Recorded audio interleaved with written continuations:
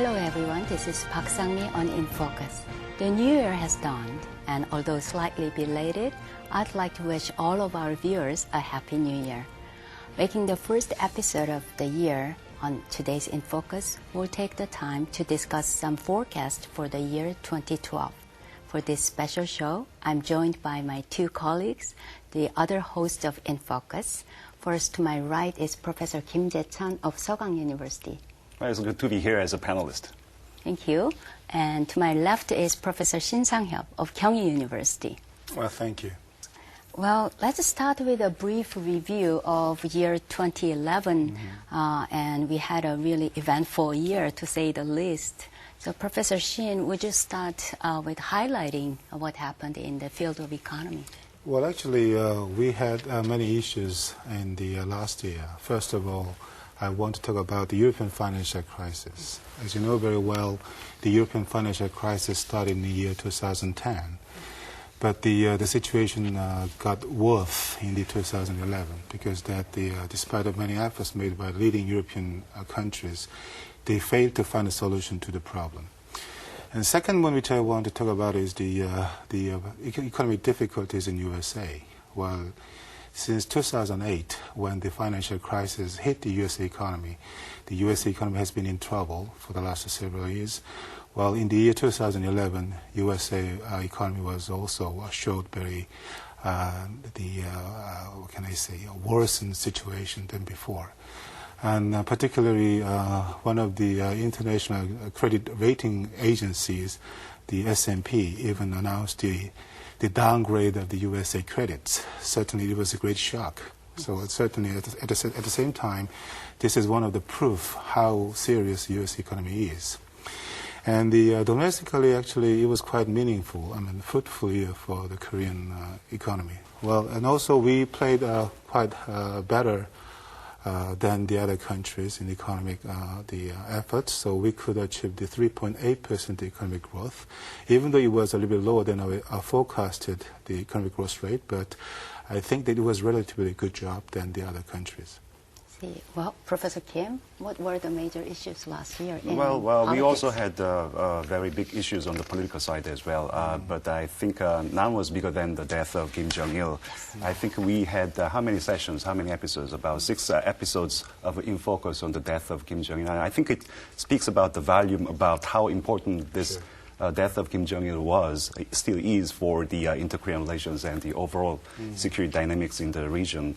I think the ratification of Korea FTA was also a very important political issue, although there is a tendency in South Korea to analyze the ratification of Korea FTA deal from purely economic perspectives. But I think this is also a very, very important political event which will have very important consequences and ramifications for domestic politics, as well as the U.S.-South Korea relations. If you look beyond the Korean Peninsula, Jasmine Revolution was a buzzword for the first half of last year.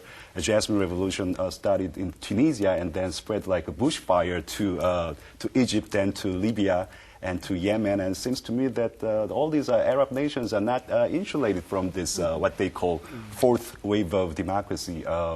And if you look back at the domestic politics of South Korea, I'd like to mention the sudden ascent of Professor An Chol-soo of Seoul National University and how he sort of dwindled party politics in South Korea, although he never said that he would run for the presidential election in December this year. I think he still is a very, very strong candidate in the 2012 presidential election, and it's going to be very interesting how long this so-called An Chol-soo syndrome is going to sustain in year 2012. Well, actually, if I had one thing more, actually, yes, FTA is one of the achievements which the South Korean government achieved. Because by signing the FTA with EU and USA, Korea became the only one country who signed the FTA with 2 major economies in the world. Yes, by the way, I want to ask a question to Professor Park. What were the key cultural issues last year? Well, I would say among so many things, I think Korean people were most excited when Pyeongchang's successful bid to host the Winter Olympics in 2018, and that was Pyeongchang's third try, and finally they got the chance to host it. So that was a very exciting news. And another piece of news is the return of Waegyu Janggak books, and these books are on royal protocols of Joseon Dynasty, and although it was returned on the basis of loan, Korean people were very happy to see the books after 145 years since it was looted by the French military.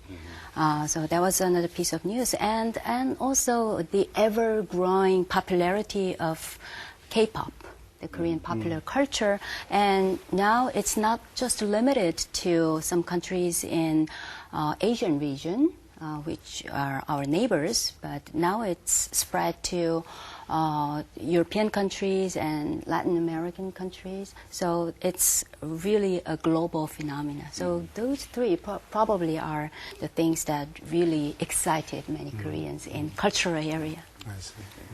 Professor Shin, by the way, as you mentioned earlier, it seems to me that the issues related to the global economic crisis virtually overshadowed other political as well as cultural issues last year. So what is your overall assessment of global economic situation in the year 2012? Well, actually, I cannot say that the 2012 we can see the much improvement of the global economy, because the European countries are still suffering from the serious difficulties. As you know very well, the Eurozone crisis became the #1 issue last year, and despite of the two major economies in Europe, Germany and France, tried to find a solution to the European financial crisis. Particularly, there could be several reasons for the financial crisis. One of the main the causes is the lack of common fiscal policies. They have common financial policies, but they don't have common fiscal policies. So the France and Germany, they try to have the common fiscal policies among Eurozone member countries. They introduced the so-called new fiscal policy at the end of last year. But there are many critics about that. That is that, the new financial policies are not different from the already used physical policies.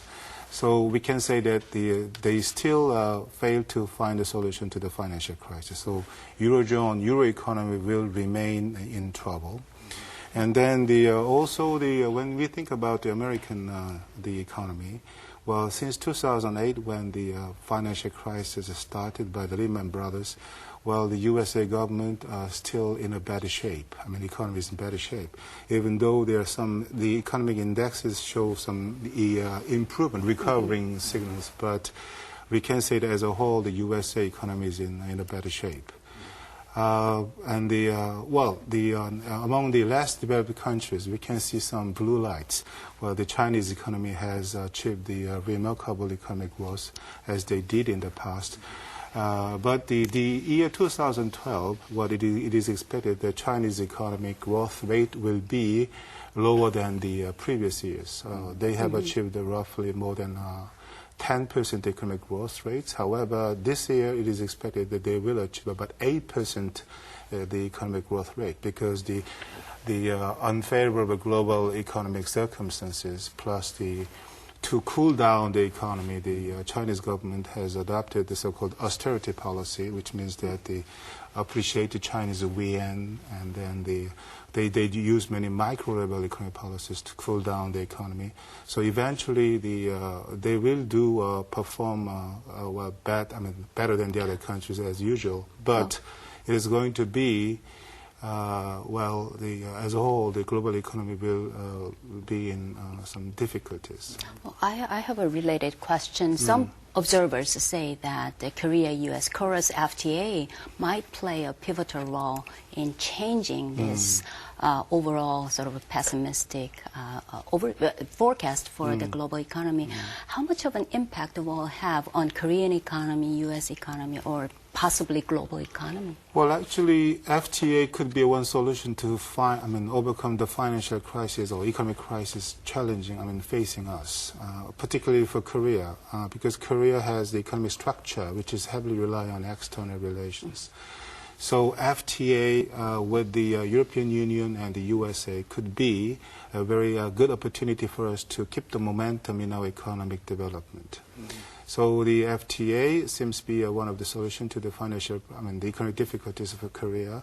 Well, for USA, yes. Well, to some degree, it can be a opportunity for them to get recovery from the economic difficulties. But I think that not that much, because the relatively Korean economy, Korea is not the big trading partner for USA. Well, of course, we are one of the largest trading partner for USA, but not as big as China or not as big as European Union, European member countries. So, yes. So I think two quick questions, actually. Yes. It seems to me that Europe is not the only country that is going through financial difficulty here. The United States, their economy is also plagued by all sorts of economic problems. Yes. So how do you foresee the economic situations in the U.S. in year 2012? And also, China, like it or not, China's economy has become the engine of global economic growth, right? So if China's economy becomes sluggish, it's going to adversely affect the U.S. economy as well as Korean economy. So how do you foresee China's economy in year 2012? Yes, Professor Kim's economy question is quite related to Professor Park's economy. So if I do answer to both the questions, but definitely all national economies are interrelated. We are not free from the international economic conditions. So as I said before, the Chinese economy has played done relatively better than the other players in the international economy. But there are some limits. Still, we can say that there are two main poles supporting global economy. They are the USA and European countries. Without the improvement of the economic conditions in these two regions, European Union and USA, we cannot see the huge improvement of the global economy. But China, yes, they have. China has been the only one country. Not only one, but a few countries which has achieved the remarkable economic growth. But the EU and USA are the main markets for the Chinese producers. If the consumers' purchasing power in those countries dropped, certainly it can be a very negative impact on the Chinese economy, right? So, as I said before, Chinese economy is not free from the global economic conditions. So considering this aspect, actually without the improvement of the economies in European Union and USA, we cannot see the the huge improvement in the Chinese economy as well as global economy. Well, how about Korea? Korea, yes. Korea is also, we are not free from the international economic circumstances.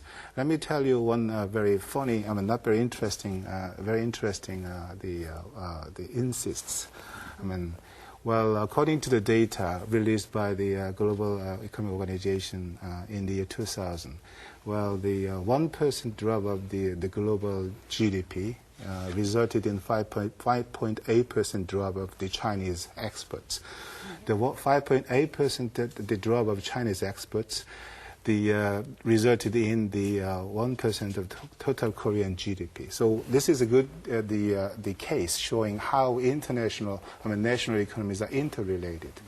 So actually, so if I answer your question, actually in the year 2012. For the first half of this year, we cannot expect to see a huge improvement in the global economy as well as the national economy.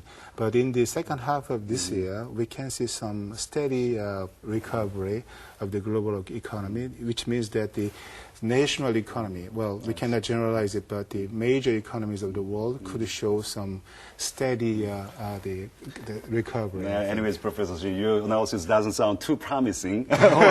Sounds a little bit depressing as a matter of fact. What are the measures that we should take to sort of revive the Korean economy? Well, certainly, I think there are three things we have to take. First of all, we have to stabilize the Korean domestic economy. At micro level, to achieve this goal, we have to curb the prices.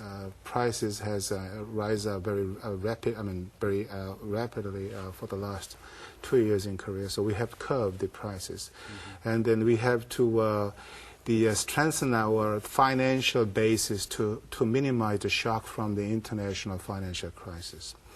Secondly, we have to activate step up our efforts to find new markets around the world. You know, as I said before, Korean economy is heavily reliant on external economic relations, so we have to find a new market. We have to make every effort to increase our export volume. Last year, we achieved the $1 trillion the trade volume, but we have to keep on making every effort to increase our trade volume. Third one, I think this is the most important thing. That is, we have to strengthen the unity and integrity among ourselves. You know, there are big gaps between the rich and poor, and there are the mistrust between the large-sized companies and small, medium-sized companies. So we have to strengthen the unity and integrity among ourselves. We cannot achieve the economic goals which we wanted to achieve in the year 2012. So the third one, I think that will be the most important thing which we have to achieve this year, I think. Well, that will make or break what happens to Korean economy in the coming year. As an inevitable outcome of globalization, Korean economy is so much dependent on what happens in the global economy. So we'll be anxious to see what happens in the other parts of the world in the economic aspects. Now, let's move on to political issues. And it was not without many, many important news. So, but we expect that year 2012 will be a very, very important year in many parts of the world. We are anxious to see, the results of the elections and so forth. So, could you talk about that? Absolutely right. I think the year 2012 will be remembered in history as the year of regime change, or a year of change of leadership, to be more precise. Virtually in every major stakeholder country in Northeast Asia, we will have a change of leadership. In South Korea, we'll have a presidential election in December, and in the U.S. and in Russia, they will also have their presidential elections. Although election of Putin in Russia is pretty much a foregone conclusion, they will have their election. In China, the president will be changed from Hu Jintao to Xi Jinping, and in North Korea, because of the sudden death of Kim Jong-il, there has been an automatic change of leadership in North Korea as well. And also in Japan, their leadership changes all the time. So expecting another round of leadership shuffle in Japan. And I think this is really unprecedented in world history. So I think it is very, very important for South Korea to pay close attention to the change of leadership in major stakeholder countries in the region, and try to figure out what it means to the regional geopolitical dynamics. So, by the way, you mentioned about the change of the leadership in North Korea, but when there's news about the death of North Korean leader Kim Jong-il, we were very shocked, and then everybody was worried about the impact which South Korea will get from his death. Could you elaborate more about that? I think one thing about Kim Jong-il's death is that it has increased uncertainties on the Korean Peninsula. Well, for the time being, I think things will look stable in North Korea because the country is in official mourning period. So for about 3 years of time span, I think Kim Jong-un is going to follow the leadership style of Kim Jong-il, and he's going to follow the lessons or teachings of Kim Jong-il. That's what they call 유훈 정치 or 유훈 통치. So during this period of 유훈 통치 or 유훈 정치, he's not going to be faced with any serious challenges from the other ruling elites or mass public. But after this official mourning period is over, after this 유훈 통치 period is over, I think it is possible for other ruling elites or mass public revolt against leadership of Kim Jong-un if Kim Jong-un turns out to be a disaster or a very, very inefficient leader. So that's why I'm saying that down the road, for a medium or long-term, death of Kim Jong-il has increased uncertainties on the Korean peninsula. Well, following on that, one of the most immediate tasks in front of us is how to manage the inter-Korea relationship. So with the death of Kim Jong-il and Kim Jong-un's succession, what will happen in the inter-Korean relationship?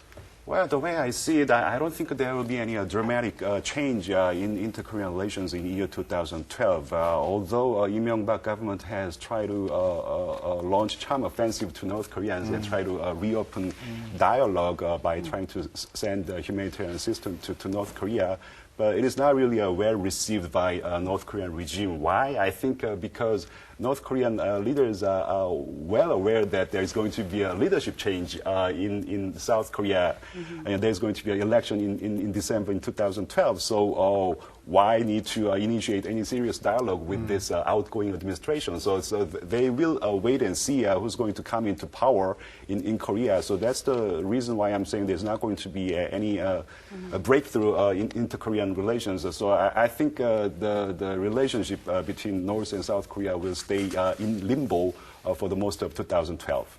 I see. So in a way, year 2012 will be sort of an adaptation year for the Kim Jong-un's regime, and they will wait to see what will happen in South Korean politics. So, well, it sounds like a really important year for all of us. But I think in the meantime, for the coming year, South Korea will not be just staying waiting for what North Korea will do. Will there be any efforts to be made? Well, I think Lee Myung-bak government is moving in the right direction. The Lee Myung-bak government showed its willingness to resend humanitarian assistance, including food aid. It is no secret that North Korea is desperately in needs of humanitarian assistance, majorly food aid. So ultimately, I think the gesture of the Lee Myung-bak government to reinitiate humanitarian assistance will be received very positively. Not very positively, will be positively by North Korean regime. Then who knows? This might lead to serious and in-depth inter-Korean dialogue. But for the reasons I just talked about a couple of minutes ago, I don't really expect any serious breakthrough in inter-Korean relations, given the domestic political situations in both Koreas. By the way, actually, I'm very curious about the Chinese role, Chinese influences on North Korea. Actually, as far as I know, China has been one of the strongest allies for North Korea for the last several decades. Certainly under the new leadership, where North Korea tried to, they keep the relationship with China as they have done for the last several decades. Could you elaborate more about the Chinese influences on the North Korean regime, and then eventually what kind of influences the relationship between China and North Korea can give on South Korea? I think you're absolutely right. I think China's role on inter-Korean relations has become ever more important, and China's influence on North Korea has become ever more increasing. So it is very, very important for South Korea to stay very close to both the United States and China, because China, as I said, is also a very, very important country to South Korea in terms of economy as well as diplomacy. One thing about the South Korea-China relations is that it has a lot to do with the U.S.-China relations. I mean, our relationship with China will be greatly affected by the U.S.-China relations. If the U.S.-China relations will deteriorate, there is not going to be much room for us to launch proactive policy initiatives with Chinese government. So I think it is very, very important for South Korean government to sort of steer the relationship between these two giants into the right direction, although I understand this is a lot easier said than done. I see. Let's shift our focus to Korea-U.S. relationship, which is one of the most important stakeholders in the region. With the ratification of Korea-U.S. FTA last year, it seems like the relationship has been upgraded.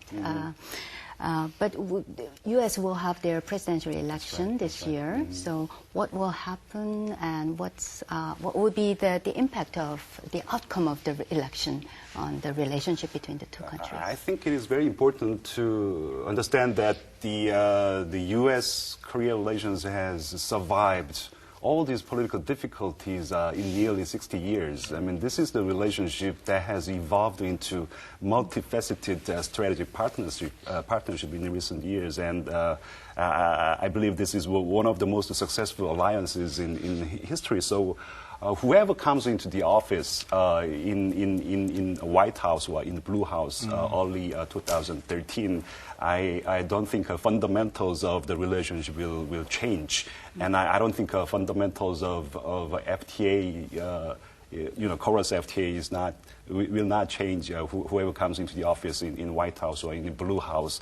And I think fundamentals of FTA should not change. I mean, if whoever tries to sort of overhaul the entire architecture of Korea's FTA or try to nullify it, I think it's going to do irreparable damage to the U.S.-South Korea relations. Well, the U.S. is also very much important in managing the North Korean nuclear issue. And you will be interested to see what's the American perspective on North Korea and its new leader. I think the central tenet of the Obama administration's policy toward the North Korean nuclear weapons problem is let's not make it any worse than it is now.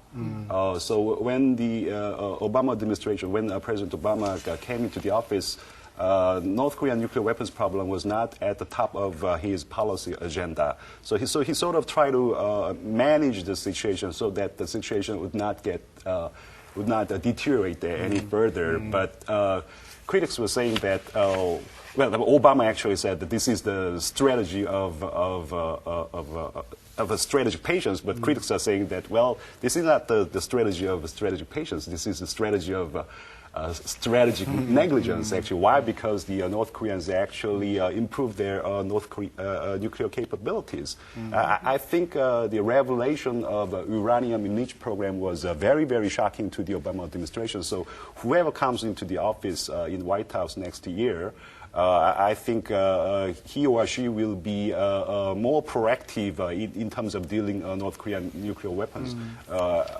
And also, the new South Korean leader will be more engaging in terms of North Korea nuclear weapons problem. I think we have to finish discussion about political... there are so many issues. That's right. I think I want to ask a question to Professor Park. Actually, I want to discuss about K-pop. Actually, K-pop, well, the so-called set of fire, so-called the interest of the foreigners about Korea and Korean things. Right. Could you explain more about the so-called contribution of K-pop, the advertisement, or the knowing the Korean things to other countries? I think popular culture is a great key to take interest and enter into a culture. And that is exactly what's happening for K-pop among so many youth in the world. Most of the K-pop fans are concentrated on younger generation. And with K-pop, they start to take interest in Korea, Korean culture, and Korean society. And some of them even come to Korea. And I think it was quite smart for the promoters of K-pop to use new means of communication, like SNS and like YouTube. So they had the largest number of visitors last year, and that was amazing that how quickly, the kind of popular culture can spread globally. I think one thing about K-pop is that years ago, the K-pop used to have a limited appeal to Asians only, and I traveled Europe early last year, and I noticed that it truly has become a global phenomenon. And do you think this popularity will continue in year 2012? I think so, and many people certainly hope so. And I think we have pretty positive forecast for K-pop's popularity and its future because I think they really find a chord to communicate with the youth globally, no matter what kind of language they speak or what kind of indigenous culture they have. I think they have found some kind of common language. And like I said earlier, they have found a very, very clever clever and effective means to spread it and communicate with the young people in the world. And they do it real time because it's a two-direction interaction rather than one-way communication. Right.